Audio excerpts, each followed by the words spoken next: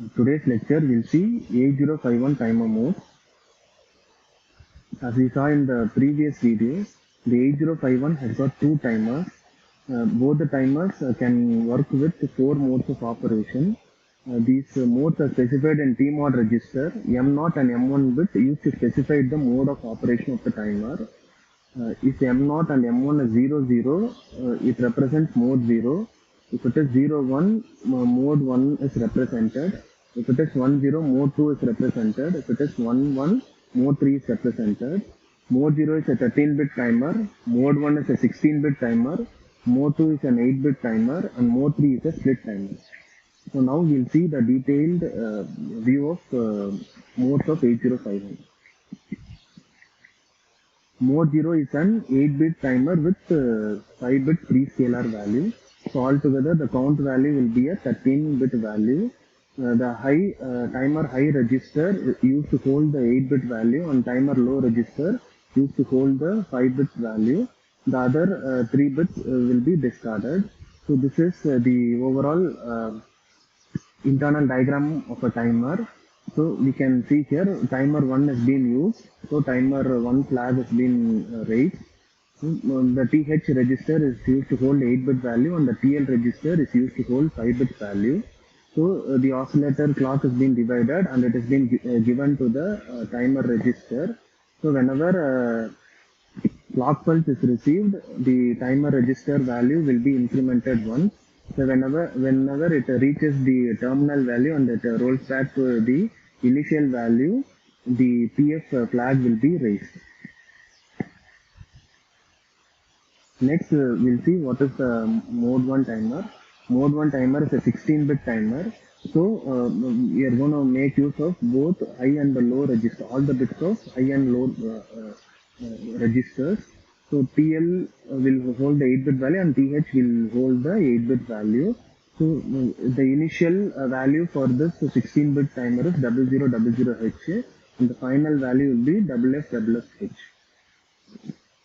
So here the count value, again it will be loaded into this register. So the oscillator clock is divided by 12, and the pulse is given to this timer register. If it receives the pulse, the count value will be incremented. So the count value will be incremented to the terminal value, which is FFFH. So after that it rolled back to its initial value. At that time the flag overflow flag will be raised. So next we'll see the mode 2 timer, which is an 8-bit timer. So we can have an 8-bit count value. So initial value of the count will be 00 and the final value will be FFH. Right? So here we are going to make use of the TL and the TH register. The TH register we have to send the 8-bit count value to the TH register. After that it will be loaded to the TL register. So whenever it receives the pulse, it gets incremented, and it gets incremented to the final value, which is FF. In decimal it is 255. So after that the TL register, it will be again loaded with the TH register. So say for example, if you are moving 03H to the TH register, so whenever the clock pulse is received, the count value will be incremented 45 like that. So if it reaches the last value FF, the flag overflow flag will be set, and the count value, which initial value of the count value, what we load in TH register, again it will be loaded to the TL register, which is 03. So next we are going to see what is this mode 3 is all about. Mode 3 is an 8-bit timer. So here we are going to say, for example, if we are going to take timer 0, so we are going to make the timer 0 as 2 8-bit timers. So you take here for example, so TL0 will hold the 8-bit value and TH0 will hold the 8-bit value. So both represent the timer 0.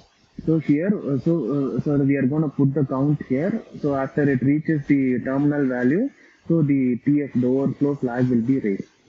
So and to enable this, we are going to make use of TR0. So to enable this TL0, or there's a timer, we are going to make use of TR0.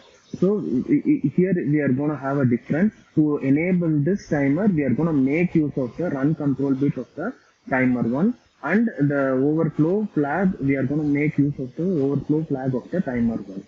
Right? This is what the difference of this mode 3 timer.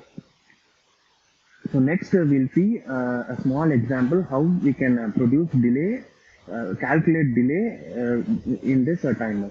Okay. So initially, so this is the tmod value which is been given 01, which represents that we are in 16, we are in mode 1, which is a 16-bit timer, and the TL0 and the TLH is being given the count value.